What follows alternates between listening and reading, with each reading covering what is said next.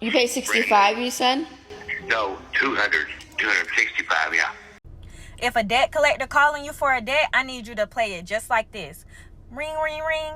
None of what you're about to see came from a financial expert. It came from TikTok, and it shows. What is it called? A Dodge Demon. We sell vehicles for maybe it's like 18, 19, 20. You know, not a demon. Like, that's not our type of inventory. There ain't no way I do that. Take that little bit of money for it. Oh, no. Yeah. So if you sell it locally, which honestly, the market is hot for that type of vehicle, so I'm sure Oh, yeah. somebody even out of state is willing to purchase that car. But highly suggest another dealership, big dealership. They'll get you the most money. And then if you're trying to get just something decent but not as much as that what you have, you can buy something from us. We have no problem with that, of course. I paid $265,000 for that car. That is $100,000 over the sticker price. The car suddenly didn't become worth more. The car didn't suddenly become twice as good. It didn't become twice as rare. He just agreed to a terrible deal. You pay 65, you said? No, 265, yeah. Yeah, so I paid like $100,000 over sticker price. they don't make them no more, so resale value might not be as bad as you think. You just gotta do your own research and make sure you get your own, the most profit. I'm not gonna get what I paid for it. Yeah. That's just the way the car world works. We'll keep in touch and we'll touch base maybe sometime next week and see where we at with that. Okay. All right. All Sounds righty. good, Robert. Thank you so appreciate much. it. Yeah, of course. My pleasure. you. Bye-bye. As soon as I read that, I knew that we're not the dealership for him. In a sense of purchasing the car, I told him, hit up another dealership. This is what happens when people get caught up in the hype and stop thinking it through. It stops being about what the car is worth and turns into what it takes just to say you have one. The second he bought it, the loss was guaranteed. I have a $1,200 car payment, and I would do it again and again and again and again. You're only on this planet once. While it's important you do smart things with your money, it's also important for you to enjoy yourself. You're paying a mortgage on your car. I don't care. I'm interested in cars, and I have a twin-turbo V8 in my 20s. In life, you have to make calculated decisions. It's a give and take, it's a push and pull. So where I may overspend on my car, I underspend in other critical areas of my life. Like I barely buy myself new clothes, don't drink any alcohol, I definitely don't smoke any of that good stuff. So I may be $50,000 in debt, but it's my life. In his 20s and already $50,000 in debt. When you're in your 20s, you don't need a $1,200 car payment. You need room to move, and that payment takes it away. It limits savings, it limits options, and it adds pressure every single month. I haven't paid my rent in 3 months. I got food in the fridge though. My car is downstairs and I can get back and forth to work, but I haven't paid rent in 3 months. I'm not saying this to flex at all, I'm not, but what else am I supposed to do? Like, I can't afford it because bills keep coming out. Rent is already high. Like, I need to eat, okay? I need to do what I need to do to take care of myself. So I'm not paying it. And you know, these jobs don't care nothing about your personal life. Like, all they care about is you showing up on time, doing your 8, 10, 12 hours, however long you have to work. And then that's it. And then you do it all again the next day. Like, I'm burnt out. I'm tired. Like, I'm not about to be working 6 other jobs just to be able to pay my rent. Call me crazy if you want, but I'm still here. So we're gonna have to see what happens in the next 30 days.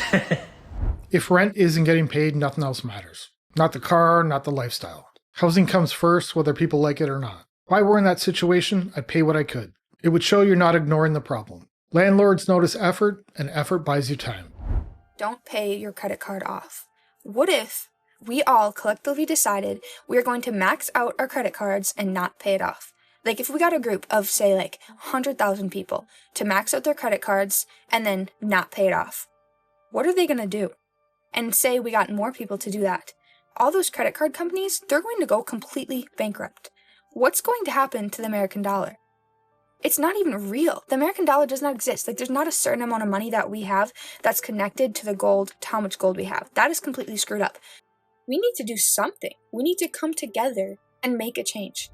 This is the type of thinking you see all over TikTok. The worst financial advice is always the stuff that sounds easy. This is telling people to ruin their credit on purpose. Collections, charge-offs, lawsuits, wage garnishment. That stuff doesn't disappear because a lot of people do it together.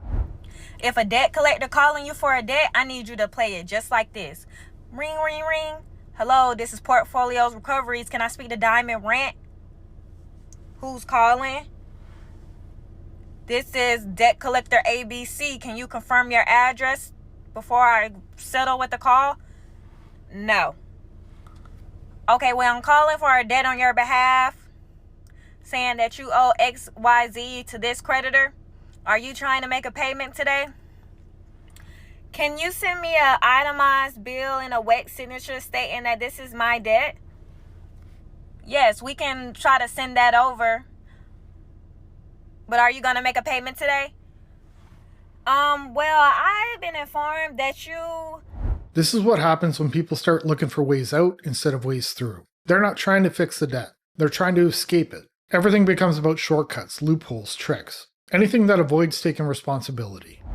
Bought that debt for pennies on the dollar, so I'm gonna need a wet contract with my signature saying that I authorize you to buy that debt for pennies on the dollar in my name to put on my credit report, and 2, I'm gonna need the letter that you sent to my address stating that you gave me the time to actually dispute this debt before reporting it on my credit report and damaging it. Okay, ma'am, well, here's the letter that I sent to XYZ address. Okay, well, I never got it. I don't stay there. Oh, okay. Are you saying this debt is not yours? What I'm saying is I need a wet signature with my contract stating that I approved for you to buy this debt for pennies on the dollar. Okay, we'll send it to your address. Can you confirm it? No. People aren't asking how to pay it down or fix the situation. This is fantasy thinking. Like there's some trick where you rack everything up, stop paying, and walk away clean. The closest thing people point to is bankruptcy. All that happens is the debt turns into something uglier and harder to deal with. Today, December 16th, I just been sued by Portfolio Recovery Associates. I am being named as a defendant in a debt collection claim case. I just got served. So my concierge contacted me and said, somebody's here to serve court documents onto Tempest. I said, I will meet him downstairs. And I went downstairs, very, very happy. I said, hello, how are you? And he looked. He was like, are you Tempest? I said, yes, I am. Yes, I am. Here you go. You've been served. Thank you. Have a great day. He looked, all right? He was like, what? I was like, thank you. And the reason why I'm so excited about this is because, one, I know how to flip this lawsuit upside down onto the debt collection company's head. If she actually knew how to flip this, she would have been able to figure out how to avoid it. A lot of this thinking comes down to ego. People don't want to admit that they're stuck, so they start looking for ways to beat the system. They're not trying to fix anything, they're just trying to be clever. And clever usually loses to math. Right? So I know how to respond. I know how to counterclaim if I needed to. I know exactly what to ask for. I know exactly what I'm going to do in discovery. But also, I already have a federal lawsuit filed against Portfolio Recovery, and they should be getting served any day now. So I already managed to flip the script without them being aware. And once they get served and they see that we have a federal lawsuit against us, not only against Portfolio Recovery Associates, but I've included the actual debt collection attorney who is suing on behalf of Portfolio Recovery into my federal lawsuit. Now she's suing the companies that are suing her for the debt. That's not a strategy. You don't erase the debt by suing the people you owe. You just make it more expensive and more complicated. And you usually lose. This is what happens when people run out of ideas. Instead of dealing with the debt, they start looking for someone else to blame. I am 22 years old and I am in $91,300 worth of debt, and I am filing Chapter 7 bankruptcy today. I've had such a bad financial burden the last couple years, so after meeting with an attorney and doing lots of research, I realized that filing bankruptcy really isn't as bad as it's made out to be, and it was truly going to be my best bet. I decided to file Chapter 7, and truthfully, my consumer debt really is not that bad. A lot of people have it a lot worse financially, but for me, $91,000 was just too much. It was uncomfortable, and I just wanted to get a fresh start. She said the debt was uncomfortable and she wanted a fresh start. And I understand feeling overwhelmed. Debt can absolutely be stressful, but uncomfortable isn't the same thing as impossible. A lot of fixing your finances is uncomfortable. That doesn't automatically mean you wipe the slate clean. I moved to Texas directly after high school, and I made a lot of very irresponsible decisions financially and really dug myself into a big hole of debt. I decided, let's go ahead and file bankruptcy. Let's give myself a clean slate. That way I can stop stressing and I can actually do better. Okay, just to give you a little breakdown of the debt that I do have that totals up to the $91,300. I owe about $51,000 on the vehicle that I have. We did try selling that, trading it in, all that good stuff, but I have way too much negative equity to come out on top. I bought a motorcycle back in 2022. Thought that was a great idea. I owe $5,000 still on that. Same thing. Tried selling it, not able to get what we owe out of it. Out of $91,000 of debt, $56,000 of it is from vehicles. That tells you a lot right there. When car debt becomes the majority of what you owe, it usually means the budget was upside down long before everything collapsed. It means too much money was tied up in depreciating assets. And once that happens, everything becomes harder to manage. I do own a camper, and I owe about $13,400 on that. However, I live out of that camper because I can't afford a house. So I am keeping that since I do live in it. I have $2,200 worth of medical bills that I had no idea were in collections. And then I have $12,000 worth of student loans. However, those do not get forgiven with bankruptcy, so I will still continue that payment.